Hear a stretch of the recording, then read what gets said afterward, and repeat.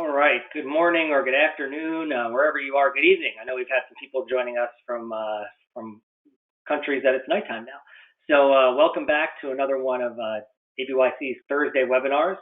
I am Dave Broadbent, ABYC's Education Director, and today I am joined with Jay Frechette and Jonathan Cuneo, and they are from Starkweather Shepley Insurance, and they're going to take us through some really great stuff. Some stuff you may not have thought about in a long time, and I think it'll apply to anyone who signed up, whether you're a technician, business owner, or even there's some boaters out there that might be interested who have signed up. So we got another full house again. Thank you guys for participating. And once again, we're continuing to work from home, adjusting as things go. We're trying to be the best resource we can, and we continue to do that. We don't plan on stopping these webinars anytime soon. So this is actually a recommended topic. So send me a topics if you have them. If you're not a member, if you're interested in membership, please reach out to us. We gladly talk to you and let you know how we can help you guys out. Any technical questions, our tech team is still continuing to work. So let us know. CEUs, as always, we do offer CEUs for these. So it's been the same process for a few weeks now, which is working pretty great. After this webinar, if you are watching it live, you will get a follow-up email tomorrow with a link to apply for CEUs.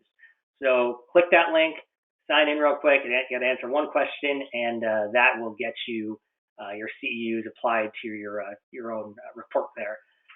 Any questions you have with that, you can email education@abycinc.org. And any questions during the presentation, you can type them in the question box. As much time as we have at the end, I will be reading the questions to them. And as always, we'll have our one trivia question. So answer that, and you'll be entered in to win a hat or a T-shirt from ABYC. So keep paying attention, and hopefully you'll get it right. Online resources, we continue to have some great stuff out there. Our standard certification online, our resources for teachers, our fundamentals textbook, which is online. Got to thank AM Media again for what they've done for us, allowing that to be free for instructors around the country, regardless of their situation. So it's been a really great resource for us. If you have questions on that or know any instructors, you can send them to teachfolks.org, and that's a little great spot where we have some great instructor resources. We still have our self-proctored study exams, so if you want to challenge any of our exams, you have that option. Just go on our website and you can see that information. Our online learning system, I mentioned it last week, I'll mention it again. We will continue to roll out our free micro courses, so look for those, and we are moving to a new learning management system. So there might be a couple hiccups in the coming weeks, but I think you're all going to really enjoy the new LMS we're using. And it should be fairly seamless, but you might see a little hiccups if you've started a course already or something like that. So once again, any questions with that, you can email education@abycinc.org. Our interactive classes. So our goal is to get all of our classes online to push us through this challenging time here. So currently, here's what we have. We have a system starting May 26th that we do have some seats in still. We have a gasoline starting July 14th. We have a standards hybrid, which is combining our online standard self-paced with an interactive component. So it's kind of, you go through the whole modules, it's about 7 to 10 hours. And then from there, you get 3 days of review with our instructor live asking questions. And everything except that standards course is going to be Tuesday through Thursday, 3 to 4:30. The current standards one is going to be 3 consecutive Fridays starting on the July 16th date. Sounds confusing. You can go to our website. All the information's out there for you. And we have more classes coming online in the fall. Actually, throughout the summer that we have scheduled. So if you're not ready to take a class now or it's not the right time, keep an eye out and you'll see some more classes pop up. Next week's presentation. We do have lithium-ion batteries being discussed. So kind of do's and don'ts. And we're pretty fortunate to have Dennis who is the CEO of Dragonfly Energy. He's going to be presenting for us on this. So it's going to be a great topic. I know it's one that's been asked for a lot. So keep your eyes out for that, and we'll have registration open for that next week. And with that, I am going to turn it over to Jay and Jonathan to take us home here. So I'm going to drop off, and Jay, I'm going to hand it off to you.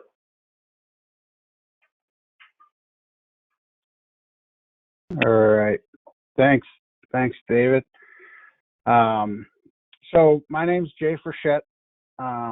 Next to me is Jonathan Cuneo. We're with Starkweather Shepley Insurance Brokerage. We are our home office is in Rhode Island. We're a full service insurance, independent insurance brokerage, and we're broken up in practice groups, industry practice groups. I am a part of the marine practice group, and Jonathan heads up our loss prevention, risk control division, and so he's a great resource that we have available. Is also available to any of our clients as well, and there's a lot of these type of educational webinars right these days, not so much in-person meetings, but is always available for those types of things as well. So we're going to just do some pretty high-level stuff as far as insurance goes, some loss control, and then open it up for questions at the end. We'll touch a little bit on the whole COVID issues that are going on. We didn't want to, there's a lot of information on that. We're also available, offline to answer more specific questions you might have as well there. But we don't want to make the whole presentation just revolve around that. So, yeah, we'll get right into it. I'm going to turn my webcam off. All right, so hopefully you can all see the presentation. So this picture here, we see claims like this, quite a bit more than one would think. If you're on the survey side, you may run into some issues like this. But yeah, there's, everyone assumes these big claims can't happen to them or any work that they've done on boats or in their yards, but we see them. And, we just want to make sure that we're doing all the things and putting all the right things in place to, when these types of big incidents occur, that we're ready to best deal with them. So let's move on here. All right, so just a disclaimer that, all insurance policies are different. We don't want to talk about we're not talking about any one specific policy. Make sure you're consulting with a licensed agent or broker if you have questions about your specific issues. Again, as I said, this is pretty high level stuff we're going to be talking about here. So a common misconception when it comes to insurance is that, the insurance policy is an insurance policy. The broker, the agent, doesn't matter. It's just, sometimes people just are looking for the cheapest thing available. And, just like anything else, you kind of, you pay for what you get a lot of times. But we just want to stress that it is important. The broker, the agent is important for different reasons. They're the ones negotiating the coverage terms and conditions, your rates, your premiums. They represent you in the marketplace.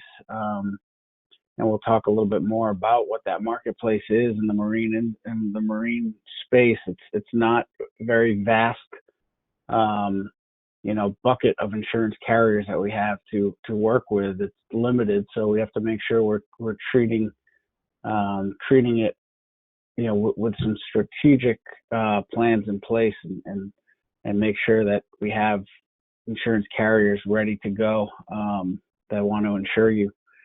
And then we're part of your loss prevention risk management team, as Jonathan will touch on, and then we're on your side, your broker's on your side after the claim happens. We don't work for the insurance carrier, we work for our clients. And so, the most important time for an insurance policy is after the claim. And, you want to make sure you have a broker that has a dedicated claims department, that has people. I'm not a claims person. So while I'm involved in claims and stay on top of things, we have our own dedicated claims staff to work with the adjusters, work with our clients, make sure that we take that into account when looking at your insurance policies and picking your brokers. So what makes marine insurance unique? It's a very niche industry as far as insurance goes. You don't necessarily see a lot of insurance generalists. Your Main Street insurance brokers do a lot in the marine space because it's so different. We call it the wild, wild west of insurance. It's not as regulated, unlike other industries. Automobile insurance. Each state has their own auto policy forms, and every carrier uses the same forms, and they can, amend with endorsements. But in marine liabilities and marine policies, they're not regulated by the states. So every policy is completely different from one carrier to the next. You're also dealing with different government bodies and regulations and environmental issues, coastal issues, state law, federal law, admiralty law. So there's just a lot that goes into it that you just kind of want to make sure that you're dealing with a carrier and a broker who has some marine knowledge and does a lot in that space. So two major exclusions that are on a commercial general liability policy that make marine insurance unique is the watercraft exclusion and the care, custody, or control exclusion. So anytime the care, custody, and control, what does that mean? It's a little, the wording doesn't necessarily relay exactly what it means, because you can be considered, have considered care, custody, or control over a vessel if you're just stepping on board that vessel in the eyes of the law. So you want to make sure, a base commercial general liability policy that you can get from almost any insurance carrier is not going to give you coverage for care, custody, or control exposure. So any boat that you're working on or you're doing something to, and you're deemed in care, custody, or control of that vessel, that boat won't be covered on a commercial general liability policy. You need something else, a marine policy, a marine operator's legal liability, ship repairs legal liability, some kind of legal liability policy, Bailey's policy, to be able to cover the boats that you're working on, storing, servicing, transporting, anything that you do with a boat. So as I mentioned before, there's a limited amount of carriers. These are a couple of them. There are some more, but there are only a few. There's not, unlimited markets that you can go out and, and Google marine insurance and find the Geicos, the ones you see all the commercials for. For marine businesses, there's only a handful, so it's challenging. You want to, make sure we have very good relationships with the underwriters for these small handful of carriers, and that's important. Those relationships are important. And so, how to identify the right broker? We mentioned the knowledge, the industry knowledge, the recreational marine knowledge. Are they a generalist? Are they writing, restaurants and manufacturers and hair salons, and then they dabble with some marine businesses? Probably don't want that. You want someone who's really focused in the industry and knows what they're doing in that industry. The reputation. Do they work with, your peers, your competitors? The clout in the marketplace. We can get some things done because of our volume of marine businesses with some of those marine carriers that we think some of our competitors or some other non-marine related brokers can't, because they don't have the clout and the volume of business in this industry. And then intellectual capital. What creative insurance options and solutions are they providing? Are they looking at deductible options, self-insurance, anything that's kind of outside the box that they can help you with? And then there's two phases of the risk management insurance process and the broker's involvement. The first one is the before the claim stuff. So big part of that is safety, loss control. Jonathan's specialty. He'll touch more on that. Documentation, that's key. That's a big one. You want to keep keep very clear records of conversations you're having with your customers. You may recommend that they get something done on their boat, or there's some issues with things that you find, and they may tell you, no, we're all set, we don't want that done, or make sure you're documenting that. Can't stress that enough.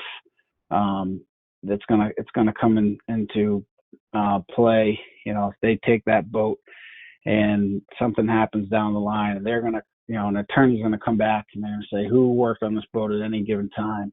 Where was this boat? And they're gonna bring everyone involved into a lawsuit. You want to have some documentation that you can say, well, we recommended this. My customer, decided, it wasn't for them. They didn't want to do it, and that's gonna be huge when it comes to protecting yourself in court, and any, having any involvement in a claim. Risk transfer, that's done with insurance policies. It's done with contracts, certificates of insurance, which I'm sure you're all aware of. You want to have these things in place before the claim. You want to make sure it's all done, legally tightened up. All the wording is correct. Know why you're asking for certificates of insurance. Know why you're giving out a certificate of insurance. Know if, what boxes are checked on these certificates. The actual certificate means absolutely nothing. You need to have the contracts in place. You need to have, the insurance policies to match with the contracts in place. So it's important things. It's not just, I need a certificate to get into a certain yard to go work on a customer's boat. I just need a certificate to satisfy that. There's more that goes into that.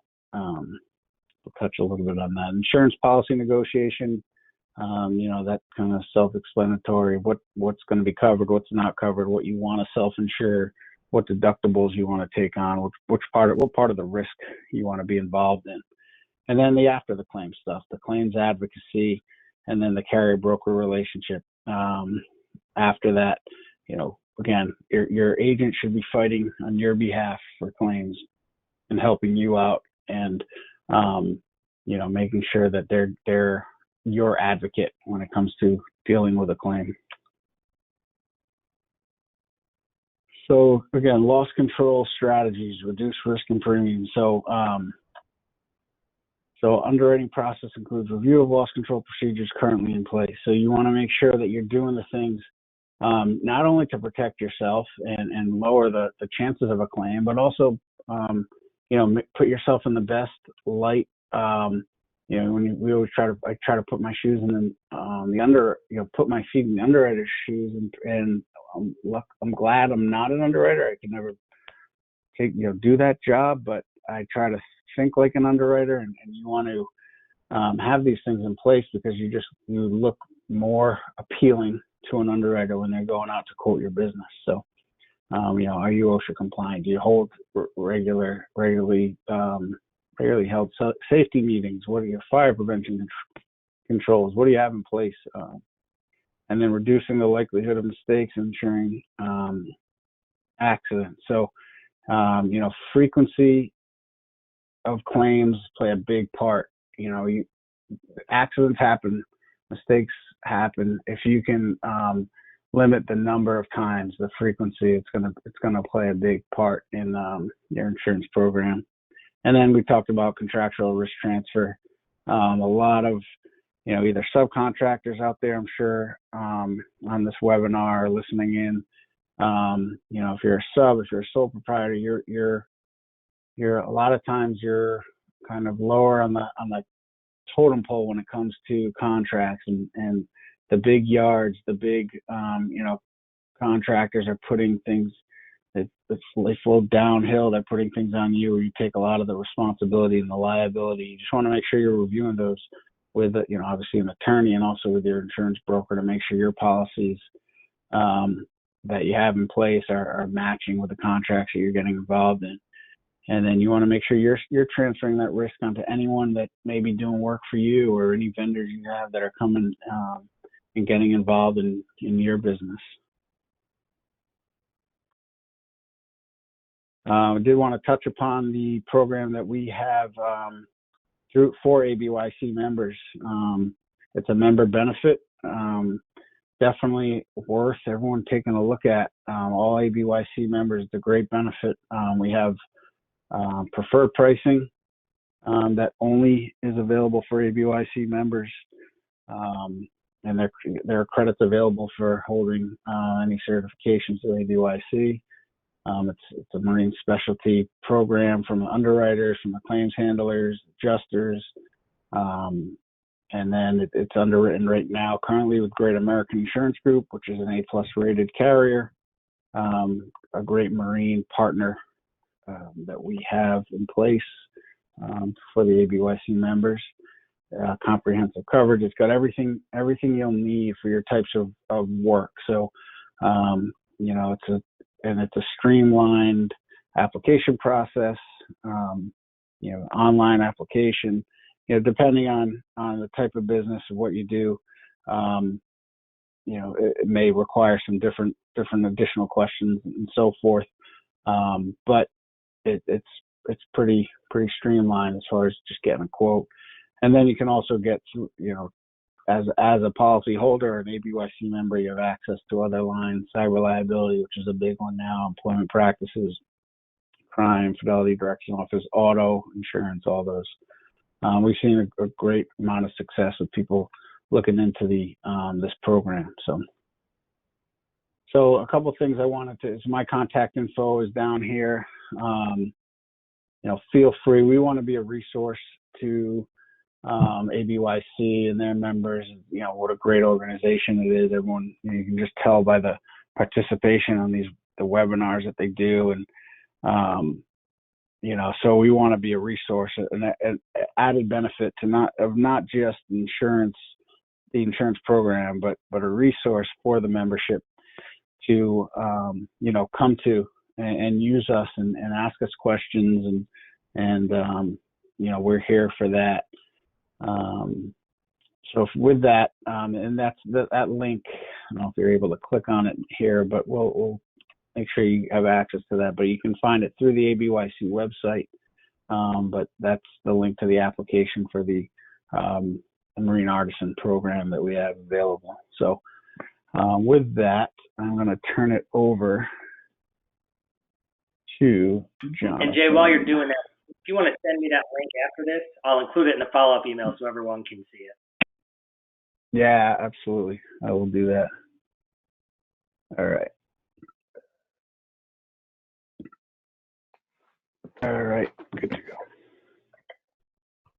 You're all set, Jay? Yep. Go ahead, John. All right. Well, thank you guys for having me. My name is Jonathan Cuneo, Starkweather and Shepley. I head up the risk management loss control division. I'm sure most of you have dealt with loss control or risk management during renewal or whatever. But if you haven't, what my job is to visit clients, work with clients, assess the risk the client has, and in my case, I make suggestions and work with the client to ensure that they're OSHA compliant, they're compliant with local regulations, and insist in any way we can. I work very closely with the loss control risk management from all of the providers. If they're, as a client that's getting near, having some issues and there's a concern, often their risk management will give me a call and ask me to intervene before it becomes an issue where they would be non-renewable or their premiums are going to go up. I spend a lot of time working with OSHA as well on behalf of our clients, whether it be fighting a citation that a client received that they don't feel that they justifiably should have gotten, or it be, that they are going to pay the citation, but they want to improve so they don't have that same problem again. So that's kind of a brief overview of what I do.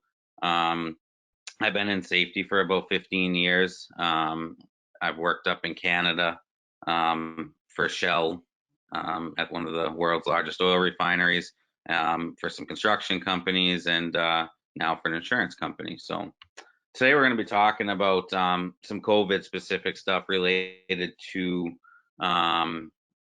OSHA mainly, and some state regulations. But this is all going to be relevant to the marine industry, not just the construction or the general industry. This is all relevant to the marine industry, and I kind of wanted to just touch on so you guys know kind of where OSHA stands, because a lot of people have this misnomer that right now OSHA is not really enforcing there's a lot of laxities because of what's going on, and that's not necessarily the case. OSHA has been very transparent in what they are and are not going to do right now during this pandemic. So on March 25th, 2020, OSHA sent out a document to cover all industries, including the marine industry. And it was noted as document 3990, and it was OSHA's guidance for COVID-19. And this document is fairly lengthy. It's about 75 pages long. If you haven't seen it yet and you're a business owner or a sole proprietor or whatever, this is definitely a document you want to take a look at, because this document lays out very clearly what OSHA's expectation is through this pandemic and where their enforcement stands. And this can be found right on the OSHA website. And again, you can just Google OSHA document 3990, and it will give you this information. And it'll have some very useful information in here for employers. One of the main things that OSHA has really, made a big emphasis on, they've sent out several memos to safety professionals and to contractors and business owners around the country, is the general duty clause, which is a normal OSHA clause that states that an employer is required to protect their employees at all times from any known or existing hazard. And this is known as General Duty Clause 51A. There's also a 51A too, but we're going to talk about 51A today. And what this says is that an employer, if they know there's a hazard, they have to protect the employee. And what OSHA did was they sent out a memo to everyone saying, we know that the coronavirus is a hazard, and you as an employer are required to protect your employees from that hazard. And that can obviously be very difficult, given how little we know about this virus.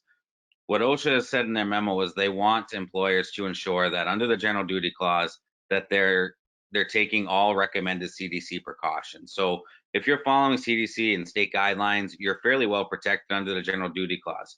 If you're the kind of business owner who says, you know what, I just got, this one guy working with me today and we're going to maintain social distancing, but I have to get into this engine compartment with him real quick, and then he ends up contracting COVID, you could be cited under the general duty clause. So not only would you now have a fun workman's comp claim, you may face some local and state citations, but you're also going to face an OSHA citation. Any suspected workplace exposure is reported to OSHA via the hospital. Another thing, OSHA sent out a memo on April 17th, and this was to update the 3990 document on the good faith clause. And on April 17th, this memo read that they understood that it's very hard right now to do training and to keep employees up to speed with requirements. So I like to use, the example right now, and I think it will be, relevant to most of you, for medical clearance testing.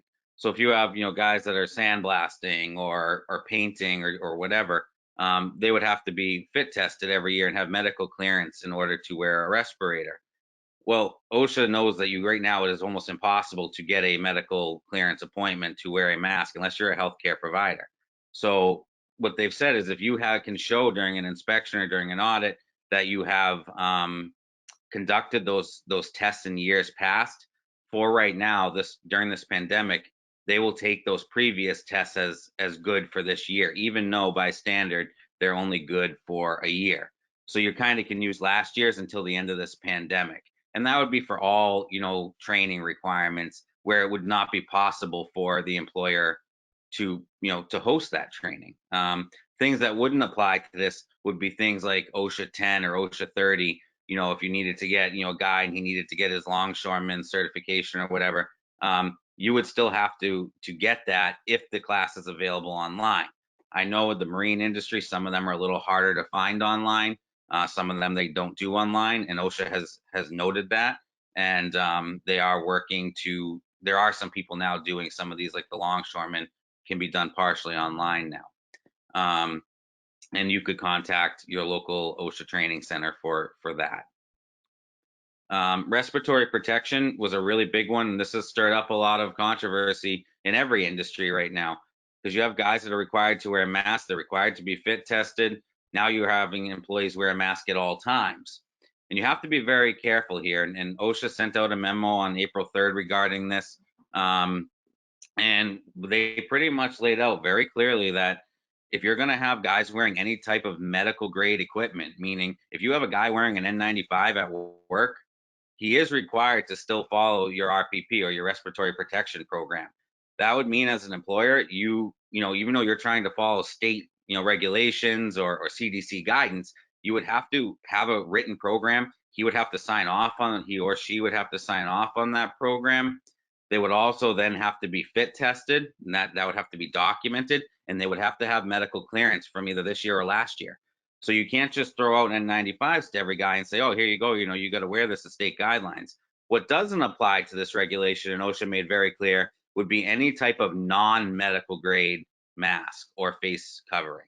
So be very careful what you give your employees here. There's a lot of people having a hard time with this because this is something that could cost you heftily in the fine areas with OSHA if it were reported to OSHA from an employee. And I can actually, kind of tell you, we have a client that is dealing with this right now that they actually sat in on one of our trainings. They're a construction client. They said, yeah, whatever, no one's going to give us a hard time about it. One of their employees that sat in on the seminar, took out a whistleblower complaint against them, and they were fined $6,000 for failure to comply with respiratory protection standard because they had their employees wearing medical grade masks. So a couple other things here. We're going to talk a little bit about record keeping. And record keeping is another real gray area right now because what we have going on with the record keeping is, and I'm going to tell you, to be very honest, this has changed several times since the coronavirus started. As of right now, this is OSHA's guidance. I pulled this off their website last night. I wanted to get the most up-to-date, information here.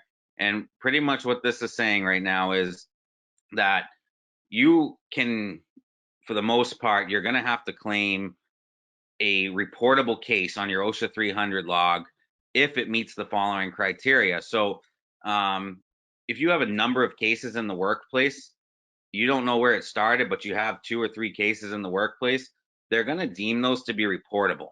And that obviously is, as of right now, we're hoping this changes with a little more clarity. But if you have several cases in the workplace, you're going to have to report that. If you have an employee that comes into the office and they were showing signs and symptoms, they were sick, they weren't feeling well, they told you that, and they still had to work through the day, and then they come back with a positive test for COVID-19, that is also going to be reportable, on your OSHA 300 logs. And depending on what state you're in, that's going to have to be reported to the state Department of Labor immediately as well. So you're going to have to be careful here on reporting. I don't want to get too much into reporting because, like I said, this changes, kind of every day. But be very careful with your company policy. Ensure that you are following CDC guidelines. We're going to talk in the next slide about company policy that's required by OSHA. Make sure you lay out what your standards are in, your company for dealing with the coronavirus. If you're a smaller shop and you can, and you're still able to work and you can take the proper precautions, great. If you're not, please feel free to reach out to Jay or myself, and we can guide you through some best practices to stay compliant and limit your exposure, limit your liability, and limit your chances of dealing with OSHA when it comes to this. And so then that brings us to company policy. OSHA made it very clear in their document 3990 that if you're going to continue operations, and they sent this out in March, keep in mind, if you're going to continue operations, you are required to establish a company policy. What they suggested was you use the bloodborne pathogens guidelines as established by OSHA to create a company-specific policy. If OSHA were to show up at your marine yard or your shipyard right now and you're working, you do not have a company policy, you will be cited. If you go online and you search right now, you will see several cases of companies being cited, either under the general duty clause for failure to protect the employee. And that's going to come back to, when you start reading into it, is they failed to comply with written policy. And what that citation is they didn't have a written company policy on how to protect their employees while continuing operations through a known pandemic. Each state is also requiring different written policies as we begin the return to work policy here. And each different state is a little different. But as we begin that, most states, I know Massachusetts, Rhode Island, New Hampshire, Connecticut, all the states around us, that I deal with on a day-to-day basis are requiring written policies, and they have to be fairly lengthy policies covering a good deal of information. So if you don't have this and you do need this is something that you're lacking in, please feel free to reach out to me or Jay or Dave, and he can get in touch with me, and we will happily try to guide you through this. We're doing this for our clients right now, quite often. We've sent out probably 50 or 60 of them in the last few weeks, where we've aided them in writing this policy. That's kind of all I have for you. I want to keep it brief. Again, we only talked about COVID today, but if you do have any other loss control, risk management, OSHA problems, DOT problems, anything like that, please let me know. This is my contact information. I am happy to help you, guide you through that the best I can. If you're a client of ours and you have this, just reach out to your producer and they will get in touch with us. We do offer, full OSHA compliancy and other things like that to kind of take some of the stress of this off of you. So, David, that's all I have. Thank you very much for having me. Great. Thanks. I am going to go into some questions here. First, I'm going to launch our weekly poll here to win your prize. So I'm going to launch here. I know people have had some issues with that. If you type it into the question, if you're not allowed to select on the screen, I'm manually pulling that to make sure you have the opportunity. So I'm going to go ahead and hit launch, and we'll give you about 30 seconds there.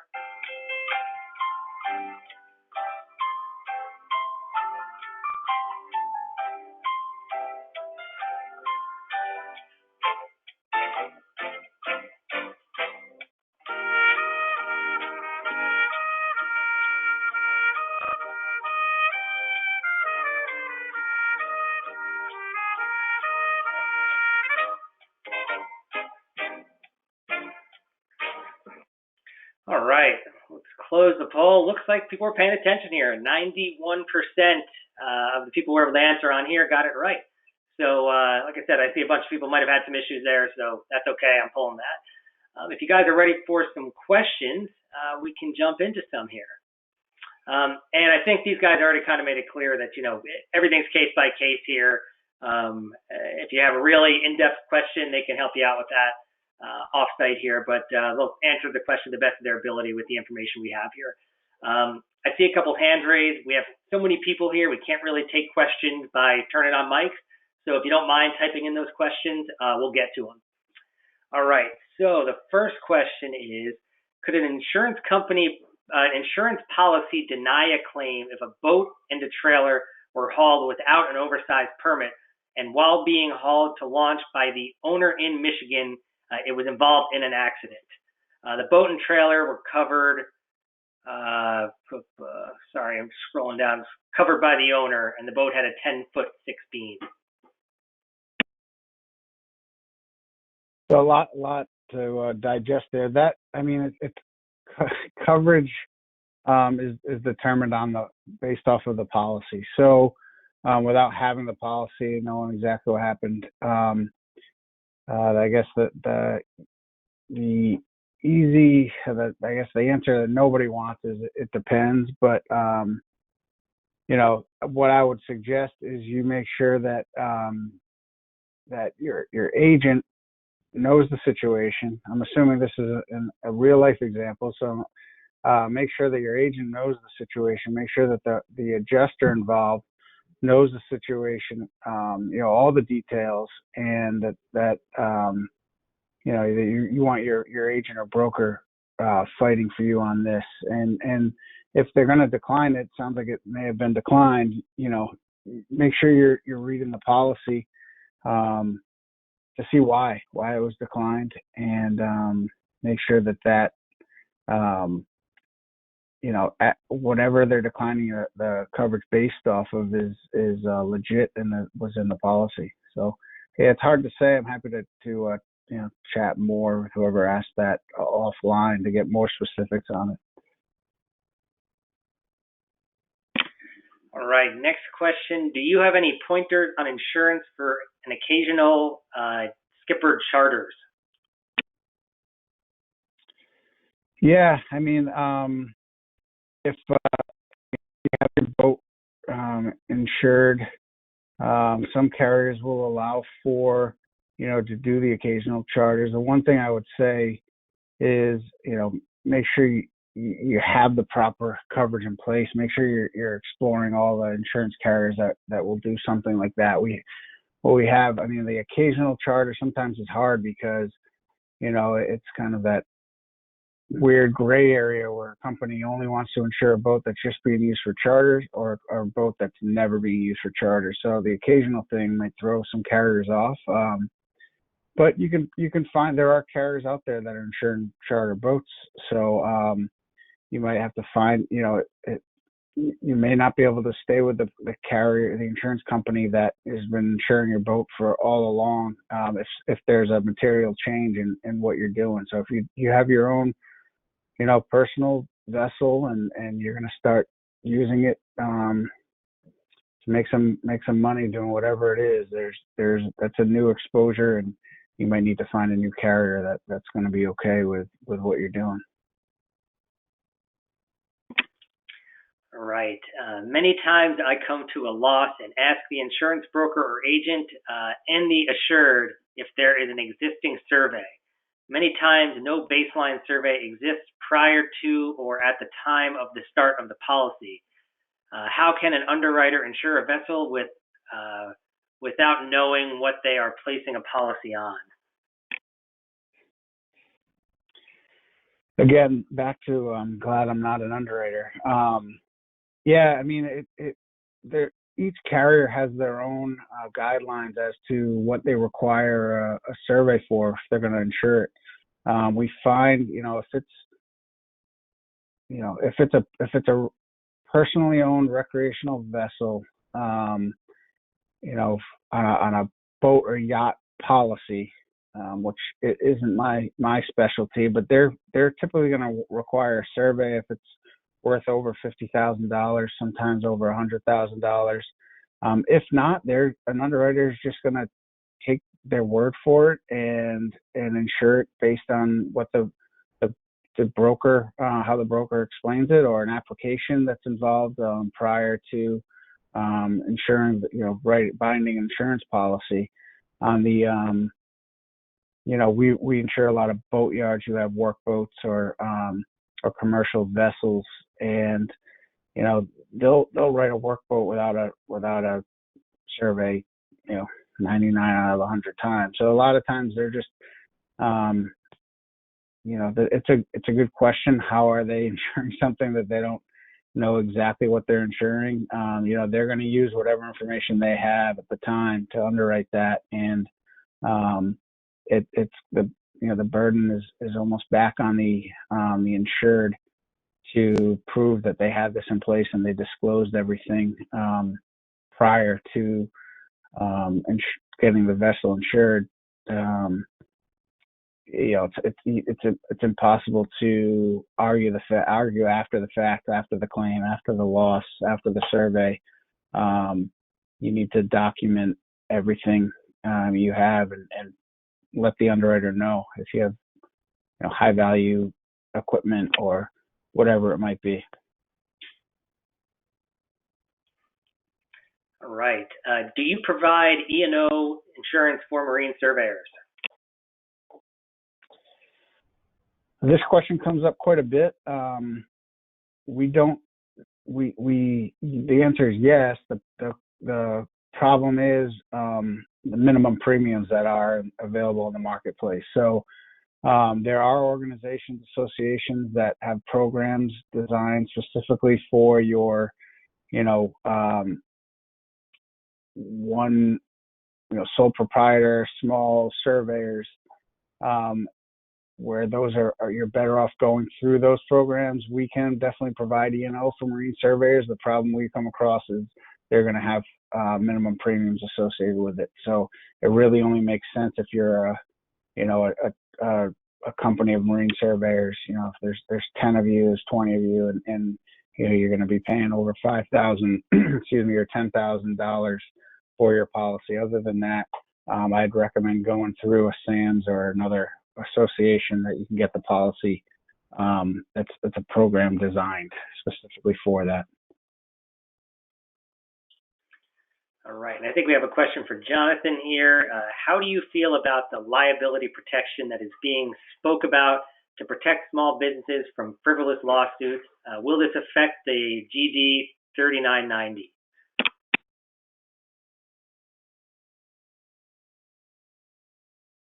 I actually haven't really looked much into that, to be honest with you, at this point, so I don't really have an answer for that right now. I think we have another question for you in reference to the respirator medical grade masks. So if you exceed the state's requirement to cover your face with a medical grade device, you expose yourself to fines. That is correct. Yep.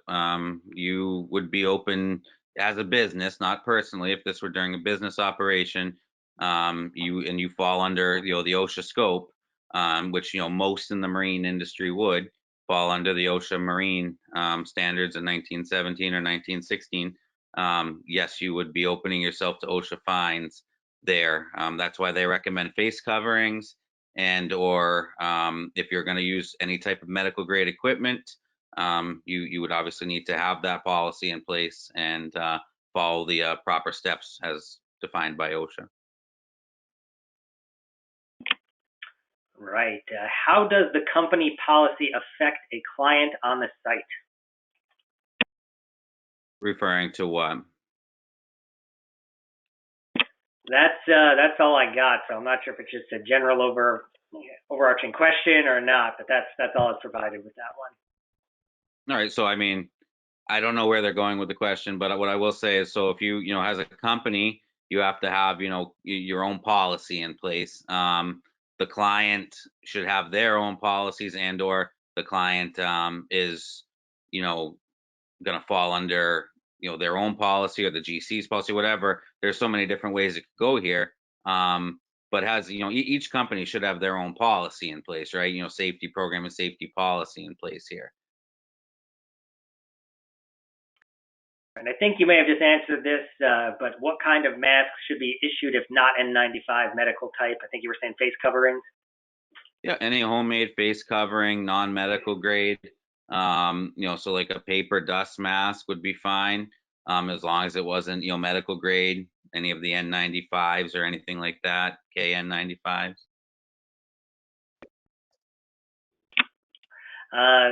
Can you speak to the pitfalls of having your boat covered by your homeowner's policy? Again, boat owner policies are not kind of my specialty. I'm sure mostly on the business side, but the pitfalls of that, maybe, I mean, the only thing I could really think of is homeowner carriers who specialize in insuring houses don't necessarily, they kind of do the boats sometimes as a throw-in. You can definitely get some discounts and credits for having them with the same carrier. I would definitely search to see what else would be available from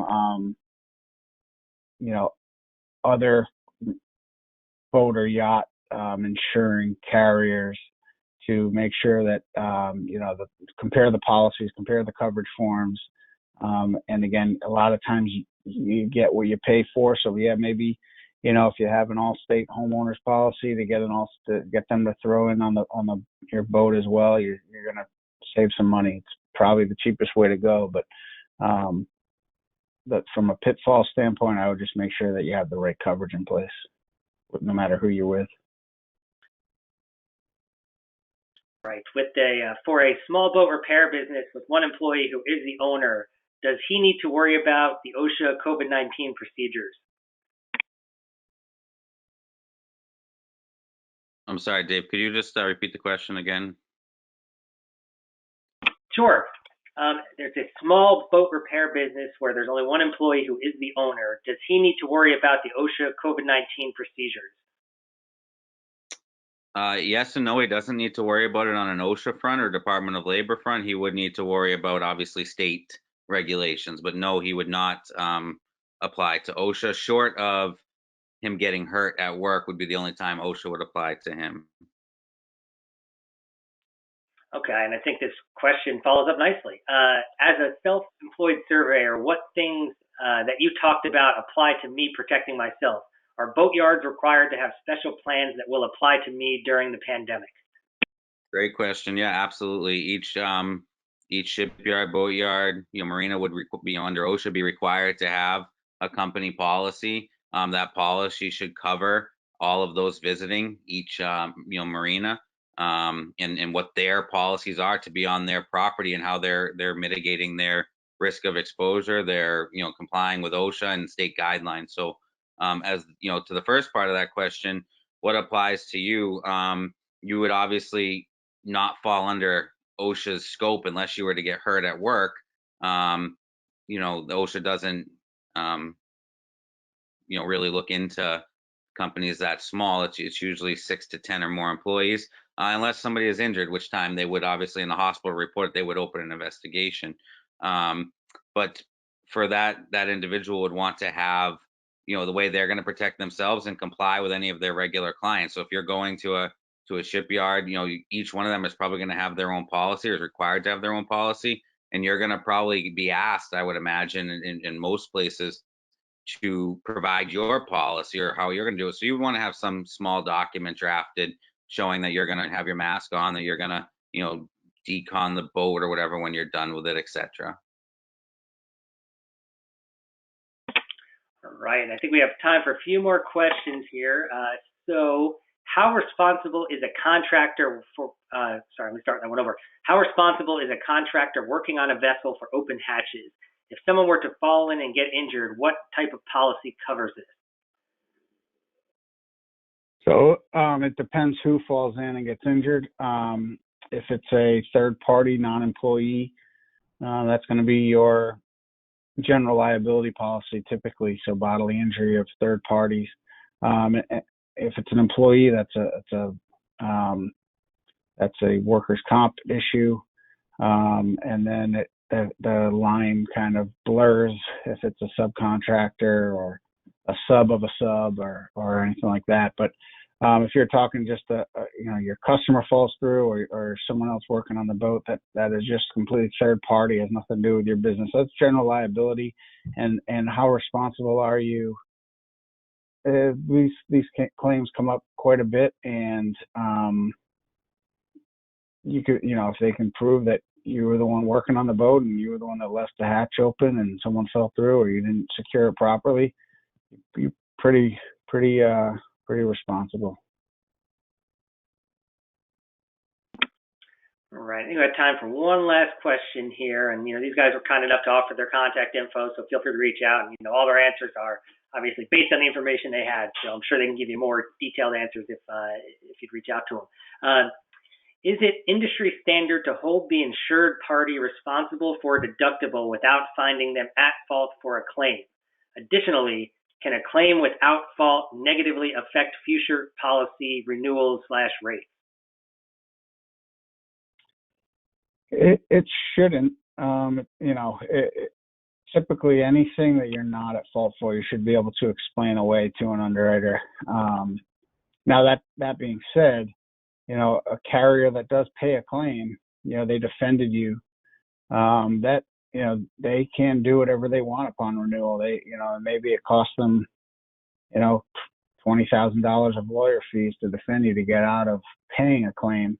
They may say, you know what, based on the information we have and what happened last time, there's a chance something like this happens again, even if it's not at fault. Just maybe you didn't have the right procedures in place, the contracts, the risk transfer in place, and we're gonna non-renew, and good luck getting insurance out in the open market. It's gonna show up as a defense, as a claim paid out, but typically you should, your broker should be able to negotiate that in your favor as to, because frivolous claims do occur all the time, and you can get sued for having, doing nothing. And so they should take that into place, into their thought process when they're offering you a renewal or a quote from a new carrier. So they can do whatever, an underwriter can take whatever they want into